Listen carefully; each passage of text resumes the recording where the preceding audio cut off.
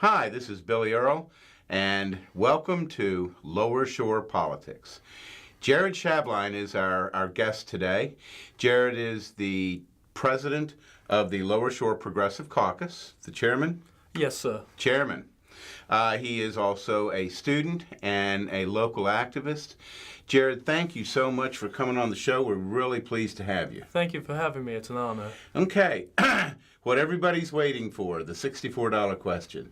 How did you get involved in politics? Well, my story is a little bit interesting when it comes to getting involved in politics. I used to be in the Boy Scouts, and I was always a little bit of different when I was a child. I used to hang around the adults when we went camping and talked about politics, whether it be social issues, whether it be economic issues.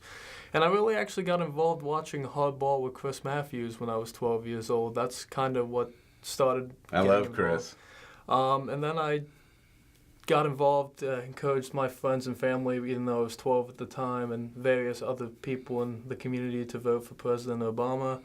Then I got involved with the Senator Sanders campaign, and then with Secretary Clinton and Chris Van Hollen this last election. And then after the results of the election, a lot of people were upset. There was a lot of people realized that there needed to be change. There were a lot of economic, social, racial, and environmental issues that weren't being covered by our current government, and there just needed to be a change in politics. There needs to be trustworthy figures. There needs to be a movement that addresses real issues that focus on working class people and not just the rich and powerful that currently control our political system. So that's how I ended up with the caucus, creating the caucus. When you first got involved, were you doing field work? I was not. When I first got involved, I really didn't know much about politics. As a 12-year-old, I just talked to who was in my life, what was in my inner network. With talking with the Obama campaign, saying Obama was clearly the best choice, and going over some of his policies, proposals, and how he wanted to bring change to the presidency, and he was something different, something new that I thought we needed. So I started with that, and then as I got older and educated myself on the matter, I got more involved with doing more field work in 2016. Well, it's fair to say that many of us look back on the Obama years with a real sense of trying to bring him back. Not that that's possible of happening, but these are precarious times that we're living in now. We have an abdication to a large degree of some of the American positions that have been historically, not only economically but security-wise. And there's a legitimate question out there about fitness for office. When you found yourself a little older and were looking for a candidate, tell me about your attraction to Bernie Sanders. Well, Bernie Sanders was and a lot of people felt this way. As you look back at the Sanders campaign, many people got involved in the political process for the first time with him. He was a trustworthy politician. You look at some of the things he does. He doesn't take money from super PACs. He's a generally people person. He talks about real issues that affect Americans. A lot of Americans don't make enough money to live. A lot of 28 million Americans still don't have health insurance. I mean, I have members of my family who are hard working class people that Obamacare was fantastic, but still can't afford to get health insurance. And if they get sick, if he gets hurt, what are we going to do? Go into bankruptcy? And that's a really scary thought. We have a lot of racial discrimination issues and systematic oppression in this country right now that needs to be addressed. And we have a lot of environmental issues. We have a global climate change crisis, and it's something that we need to address. We need to move towards, not only is it innovative and brings good paying jobs, but we need to catch up to the rest of the world in bringing green energy, especially here on the Lower Eastern Shore. That's a great way to bring good paying jobs, like the wind turbine project in Ocean City. Yes, it is. Yes, it's surprising that more politicians aren't firmly behind this, not only for the green effects, but also the number of jobs that it creates.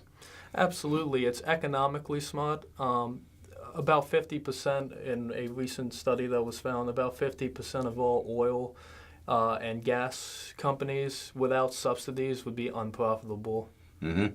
So it's one of those things where it's not only the smart thing to do, because I know there are various individuals who disagree with climate change, which not here to debate that today, but even if you, for some reason, for the sake of the argument, didn't agree in climate change, it's just economically smart to put in green energy. Oh, absolutely it is. Many people associate two main issues with Mr. Sanders. One is income disparity, and the other is the tragically skewed position that the financing of our campaigns have come to. Were these things that attracted you to him? Absolutely. I'm one of those more oddballs who kind of agreed with everything Mr. Sanders said. I know obviously some majority of people, there are things you disagree with most candidates, but that was a big lure. If you look at our current political system, a lot of politicians, even right here on the Eastern Shore, serve their donors, not the actual people Right. who vote for them. And campaign, overturning Citizens United and campaign finance reform is important. Whether you're Democrat, Republican, Green Party, Libertarian, whatever you are, independent, I think everyone can agree that our representatives should be representing the people who elect them, not the people who give them the most money. And like income inequality is a big problem here in this nation.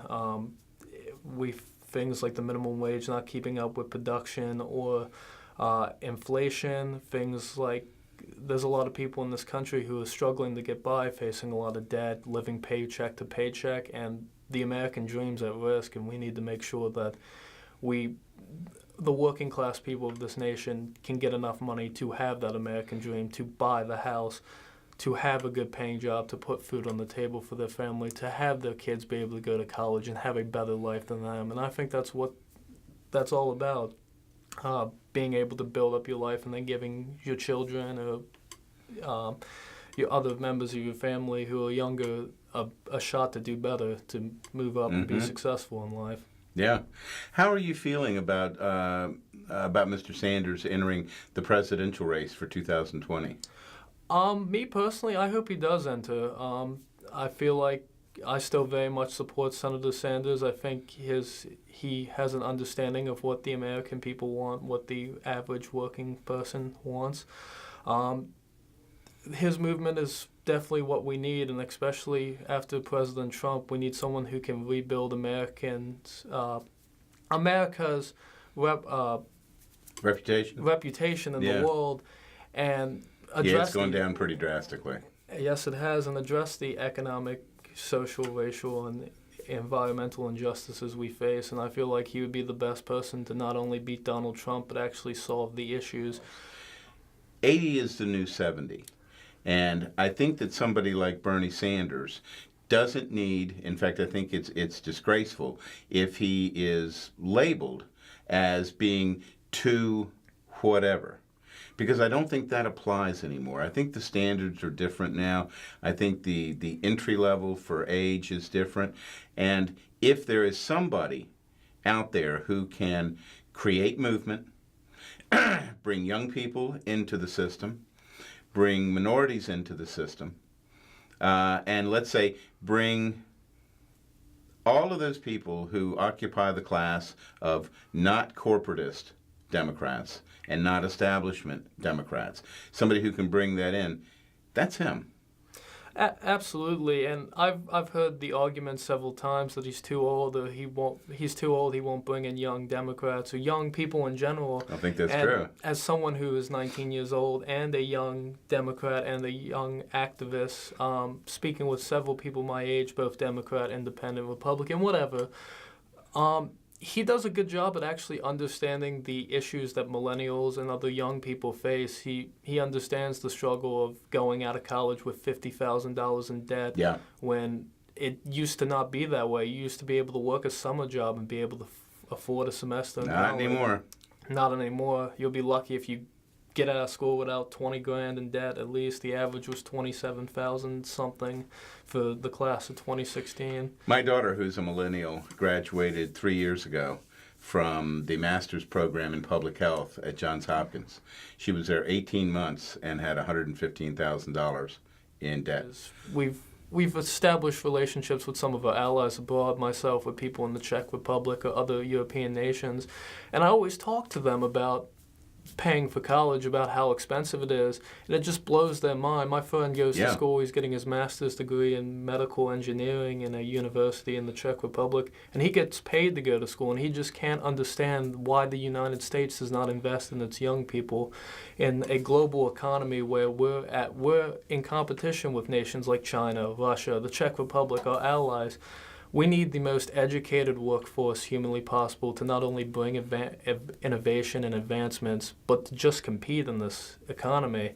I mean, if you're starting a business and you see that people in Germany are a lot more educated than people in the United States and are better worker, where are you going to start your business? Yeah. Yeah, that's exactly where it's going. Although there is another element that I find perplexing also. It was said during the election that Bernie Sanders can't win because he's a democratic socialist. It seems fairly obvious that we have been a democratic socialist society since the early 30s, and that we have put in place many programs that are safety nets for the poor, for the disadvantaged, for minorities, and that these have been positive and productive programs. I think there's a terrible misunderstanding of who he is and what he's asking for. When they look at Medicare and Medicaid, and yet they see an overwhelming positive polling on it, how is it that we can say that we want insurance companies to run something like single payer, which is another big issue that he's run on? How can they claim that single payer has problems that other programs don't have? It seems hypocritical, but once again, if the donor are the big insurance companies, that's what people are going to say. Absolutely. You look at every other industrialized nation but us has a single-payer healthcare system in some facet or another. And it's a lot more efficient than our current system. It's actually, a Medicaid for all system would actually be cheaper than... Yeah. And it takes obviously with the current healthcare system, there's parts where businesses have to provide health insurance for their employees if they have over a certain number of employees. And that really bothers me in the sense of it shouldn't be the business's job to provide health care when we have a system everywhere else in the world where the government does it. You get better health care, it's cheaper, and it takes the burden off of individuals and the businesses so they can focus on hiring more people, investing back into their businesses and bringing jobs. It's whether you're looking at it from a moral standpoint, an economic standpoint, or just a practical standpoint, Medicaid for all is the solution to our healthcare needs. And yeah, a lot of people Bernie Sanders did call himself a democratic socialist. That's something I personally identify myself with. People try and use that for what it's not, as an attack here. That's if you remember when Medicaid was started, they said we have to stop Medicaid, it's socialism. Yeah. Or when Medicare or all these other safety net programs, they scream socialism, socialism, socialism. We gotta stop socialism, socialism. And if you look at what these problems actually do, Medicaid is the most popular program that we have and the most effective one. Social Security got our elderly poverty rate down to, is it 10% or 5%? Yeah. All these programs work, and they just try and twist that one word into making it something that it's not. When you actually listen to what Senator Sanders' message is, and you look at the policies he's proposing and look how it works other places in the world and read what they are, you realize that none of this is radical, none of this is crazy to think. This is just something that we should have been doing for a while now, and it's just the next step forward. Absolutely, we should. And there's two other points that are particularly galling, I guess, in this debate. And the first one is we, in essence, live in a single-payer environment now because of the law allowing anybody who doesn't have insurance to go to any hospital and go to an emergency room. We're providing that care now, but we're doing it in the least efficient way that you can possibly do it, and we're not addressing any of the preventative care elements. Huge error, and it's one of the reasons why other countries have so much success with bringing the average cost of medical care down and the results way up. So that's just a critical error, but something else they don't look at. okay, Obamacare is going into a death spiral. That's the narrative, and you hear it on places like Fox all the time. What they never talk about is the winter area of 2015, where Marco Rubio, as part of a budget reconciliation act, basically sabotages Obamacare by taking out risk corridors, risk adjustment, and reinsurance programs. These are elements that are used to manage a health care system. And if you don't have them in there, it's like driving a car at 60 miles an hour and having your steering wheel and your brakes removed. Well, what do we think that an insurance company is going to do when these management tools are removed?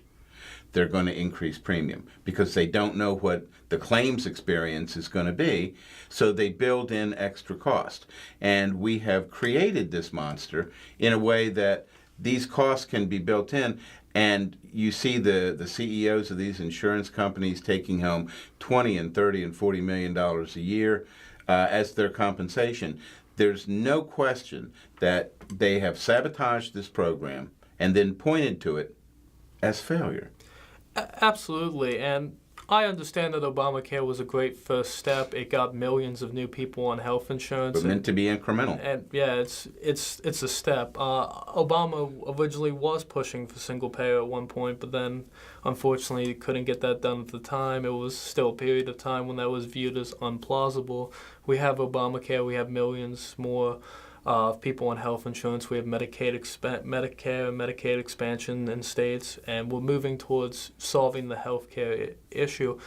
When you talk about the Obamacare being a failure, Fox News and various other organizations, they say that, but it's just rhetoric. If you actually look at it, it's done a lot of good. Is it a perfect system? No. Is it the final solution? No. But if you look at what it's done for the American people, it's got people health insurance. It's lowered the cost than before. No one likes to talk about how high premiums were before Obamacare, and they were a lot higher than they are now. You always could get it. Yeah. If you could get it. You always have people where any kind of progress are made who don't like change or are in line with the insurance companies. I'm sure if you pull up the the donor list of those individuals who are all like Obamacare is a failure or single payer can't happen, I'm willing to bet you'll see Big Pharma, you'll see insurance companies on their donor list and giving them lots of money. Same thing with like other issues.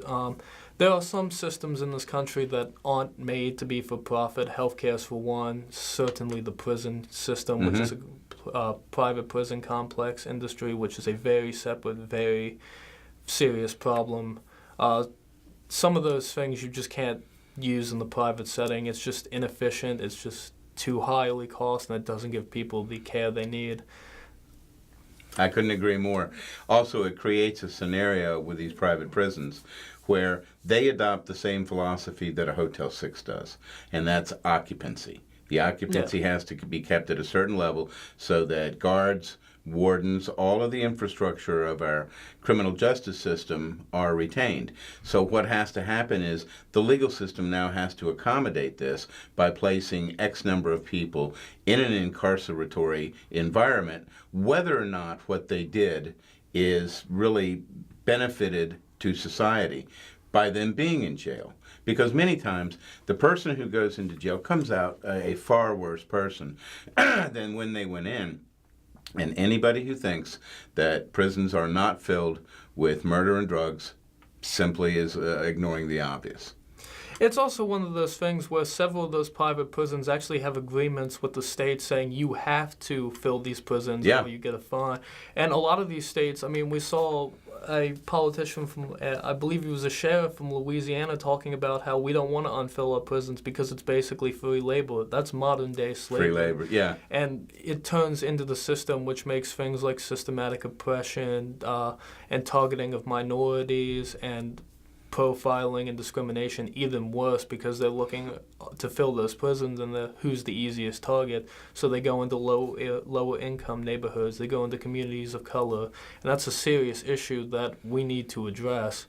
As just as important as making sure that every American has health care and can get the care we need. And that's a good thing about this movement. From the local all the way to the federal level, you have progressive organizations like ourselves. We're actually a part of Our Revolution Maryland, as you see my pen, and Progressive Maryland, to address those issues at the local level, at the state level, and at the federal level. Well, you know, as we saw under Richard Nixon, when some of his secrets were revealed, he wanted to use prison as a way to control what he called the hippies and the blacks. He wanted to use it as a management tool to get those people in society that he thought were critical of him and get them in an environment where they could no longer be critical. Why in the world anybody would think that that is even vaguely American in any way is absolutely befuddling to me. Let's change topic just for a second. Okay. Tell me what you're up to now. You're a student, are you? I am a student at Warwick Community College. I'm actually looking to transfer out here starting in the new year.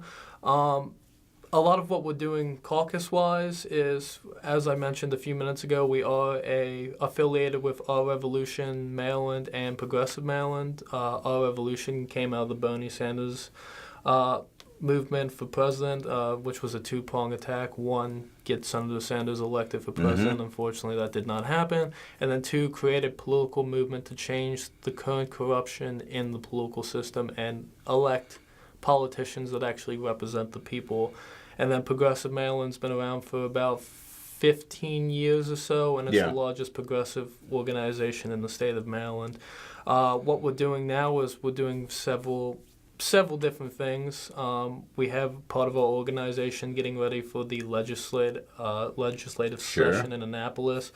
We have a platform which I can, of course, send to you or anyone in the station. I don't have it on me, unfortunately. Well, let's take just a minute to let people know how they can get a hold of you and contact you. The Lower Shore Progressive Caucus face page is a terrific way, but is there... do you have an email or a phone number you'd like to give out? We do have a email, the Lower Shore Progressive Caucus @gmail.com. Got it. I mean, I don't really care about giving my personal number out. I have no problem with that. If you want to contact me as the chair, just call 443 or text 669-4444. And feel free to give me a call or a text, and I'll let you know how to get involved. Or the email, the Facebook, the Twitter, the Instagram. We have basically everything but like the can and the string. That's Michelle Gregory, hard at work. Yes, she is. It is a time in American history where people can no longer be observers. They must be engaged. They must be participants. Lower Shore Progressive Caucus is one of the very best ways to do this. So you're going to school, you're still involved with the caucus. What else are you up to? What else? One of the big things, and my piece of the pie in the caucus, I say, is finding candidates to run for office in 2018 at the local and state level. I know we talked a lot about federal issues, but a lot of what the caucus is about is addressing the issues right here in Wacomico, Dorchester, Somerset, and Worcester County, finding candidates to run because, unfortunately, with a few exceptions, a lot of the local and state representatives we currently have no interest in representing the people, have very little interest in addressing the needs we have here. For example, we don't really have a good public transportation system here. We don't have a lot of youth people, especially my generation. If you talk to someone my age, I'm sure you've heard, who can't wait to get out of this area. They don't want to stay. They don't want to create jobs. We need to address that to get people to stay here, to start businesses here, to build up this community, address things like better public transportation, get better paying jobs.